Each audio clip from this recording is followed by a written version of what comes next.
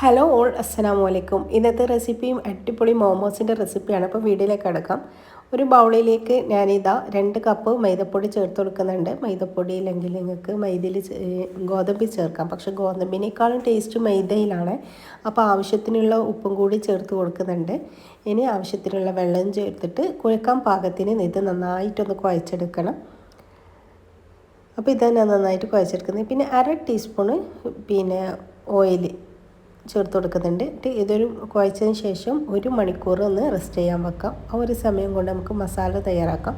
മഞ്ഞളും ഉപ്പും കുരുമുളകും ഇട്ടിട്ട് ചിക്കൻ്റെ ബ്രസ്റ്റ് പീസ് ഒന്ന് വേവിച്ചെടുക്കുന്നുണ്ട്. എന്നിട്ട് ഇതൊന്ന് മിക്സി ജാറിലിട്ട് ഒന്ന് പൊടിച്ചെടുക്കണം. പിന്നെ ഒരു ബൗളിലേക്ക് ചെറുതായി അരിഞ്ഞ ക്യാരറ്റ്, അതേപോലെ ചെറുതായി അരിഞ്ഞ കാബേജ്, 1 ഉള്ളി ചെറുതായി അരിഞ്ഞത്, 2 പച്ചമുളക് ചെറുതായി അരിഞ്ഞത്, പിന്നെ നേരത്തെ തയ്യാറാക്കി വെച്ച ഒരു ചിക്കനും കൂടി ചേർത്ത് കൊടുക്കുന്നുണ്ട്. പിന്നെ ഈ ചിക്കൻ വേവിക്കാൻ ഇഷ്ടമില്ലാത്ത ആൾക്ക് അങ്ങനെ പച്ചയോടെ ചേർക്കാം. പിന്നെ കുറച്ചും കൂടി നമുക്ക് വേവിച്ചെന്ന് ഒരു ഉറപ്പ് വരുത്തിക്കണം. എന്നിട്ട് ഇങ്ങനെ ചെയ്യുന്നത്. പിന്നെ മല്ലിപ്പൊടി, 1 ടീസ്പൂൺ ഇഞ്ചി വെളുത്തുള്ളി പേസ്റ്റ്, പിന്നെ 1/2 ടീസ്പൂണ് കുരുമുളക്, 1 ടീസ്പൂണ് മുളക് പൊടിയും കൂടി ചേർത്ത് കുറച്ച് ഉപ്പും കൂടി ചേർക്കണേ. അപ്പോൾ ഇത് നമ്മുടെ മസാല ഇവിടെ തയ്യാറാക്കി. പിന്നെ ഇത് ഞാൻ പറഞ്ഞല്ലോ, നിങ്ങൾക്ക് മഞ്ഞളും ഉപ്പിട്ട് ചിക്കൻ വേവിക്കാൻ ഇതാണെങ്കിൽ പച്ചയോടെ ഒന്ന് അരച്ചിട്ട് ഇതിന് ചേർത്ത് കൊടുത്താൽ മതി. പിന്നെ കുറച്ചും കൂടി നമുക്ക് ആവിയിലൊരു വേവിച്ചെന്നുള്ള ഉറപ്പ് മനസ്സിലൊരു തൃപ്തി വേണമെങ്കിൽ ഒന്ന് വേവിച്ചിട്ട് ചേർക്കുന്നതായിരിക്കും നല്ലത്. അപ്പോൾ ഇത് മൊത്തം മിക്സ് ചെയ്ത് വെച്ചിട്ടുണ്ട്. ഇനി നമുക്ക് മാവൊന്ന് 1 മണിക്കൂർ കഴിഞ്ഞതിന് ശേഷം മാവ് നല്ല സോഫ്റ്റ് ആയിട്ടുണ്ട് കേട്ടോ. അപ്പോൾ നമുക്കൊന്ന് റൗണ്ടിലൊന്ന് പരത്തിയെടുക്കണം. അപ്പോൾ ഇതാ ഞാനൊന്ന് പരത്തിയെടുത്തിട്ട് എന്തെങ്കിലും അടപ്പ് എടുത്തിട്ട് ഒന്ന് റൗണ്ടിലൊന്ന് കട്ട് ചെയ്തെടുക്കാം. എനിക്ക് ഈ ഒരു ടോപ്പിലെടുത്തപ്പോൾ ഇത് ചെറുതായിട്ട് തോന്നിയിട്ടുണ്ട്. എന്നിട്ട് ഞാനൊരു വേറൊരു പുട്ടിൻ്റെ ഒരു മൂടി ഉണ്ടായിട്ടുണ്ടായിന്, അതിനൊന്ന് ഞാൻ കട്ട് ചെയ്തിട്ട് പിന്നെ കറക്റ്റ് അളവായിട്ട് കിട്ടിയത്. അപ്പോൾ ഇതേപോലെ ഒന്ന് ഷേപ്പ് ആക്കിയിട്ട് എടുക്കാം. ഇങ്ങനത്തെ ഒരു ഷേപ്പ് ആയിന്.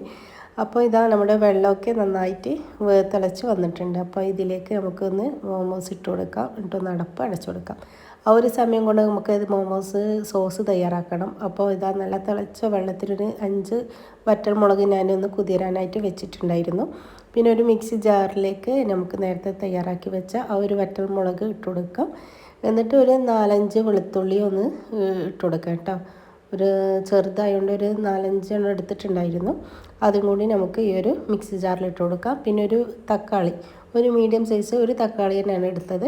അപ്പം അതും കൂടി ഇട്ട് കൊടുക്കുന്നുണ്ട്. പിന്നെ 1 ടീസ്പൂണ് വിനേഗറും കൂടി ഒഴിച്ച് കൊടുക്കുന്നുണ്ട്. പിന്നെ ആവശ്യത്തിനുള്ള ഉപ്പും 1.5 ടീസ്പൂണ് ഷുഗറും കൂടി ചേർത്ത് കൊടുക്കുന്നുണ്ട്. ഇത് ഉപ്പും കൂടി ചേർത്ത് കൊടുക്കുന്നുണ്ട്. ഇനി ഇത് നമുക്കൊരു മിക്സിയിൽ നന്നായിട്ടൊന്ന് അരച്ചെടുക്കണം. അപ്പോൾ ഇതാ ചെറിയൊരു ബൗളിലേക്ക് ഞാൻ ഒഴിച്ച് കൊടുക്കുന്നുണ്ട്. ഈ ഒരു സോസ് കൂട്ടി കഴിക്കാൻ നല്ല ടേസ്റ്റാണ്. ഈ സോസ് നല്ല ടേസ്റ്റാണ് കേട്ടോ. ഇത് മന്തിൻ്റെ കൂടി കഴിക്കാനും നല്ല ടേസ്റ്റായ ഒരു സോസാണ് കേട്ടോ ഇത്. അപ്പോൾ ഇതാ നമ്മുടെ സോസ് ഇവിടെ റെഡിയായി. അപ്പോൾ ഒരു 15 മിനിറ്റ് കഴിഞ്ഞാൽ ഉടനെ നമ്മുടെ മോമോസും തയ്യാറായിട്ടുണ്ട്. ചൂടാറിയ ശേഷം ഒരു പ്ലേറ്റിൽ ഇട്ട് കൊടുത്തിട്ട് ഇതാ നല്ല റെഡി ആയിട്ട് വന്നിട്ടുണ്ട് കേട്ടോ. അപ്പം ഏത് ഷേപ്പിലും വേണമെങ്കിൽ നിങ്ങൾക്ക് ഇതിൻ്റെ ഷേപ്പാക്കിയിട്ട് എടുക്കാം കേട്ടോ. ഞാൻ ഇപ്പോൾ ഒരു കിഴി ഷേപ്പിലാണ് ഇതെടുത്തത്. അപ്പോൾ ഇങ്ങനെ മുക്കിയിട്ട് കഴിക്കുമ്പോൾ നല്ല ടേസ്റ്റാണ്. നല്ല എരിവുണ്ട് കേട്ടോ. അപ്പോൾ ഇത് എരിവ് കുറക്കണമെങ്കിൽ ഈ വറ്റൽമുളകിൻ്റെ എണ്ണം കുറച്ചാൽ മതി കേട്ടോ. അപ്പോൾ നമ്മുടെ മോമോസ് റെഡിയായി. ഇപ്പോൾ വീഡിയോ ഇഷ്ടപ്പെട്ടാൽ ലൈക്ക് ചെയ്യാനും ഷെയർ ചെയ്യാനും മറക്കരുത്.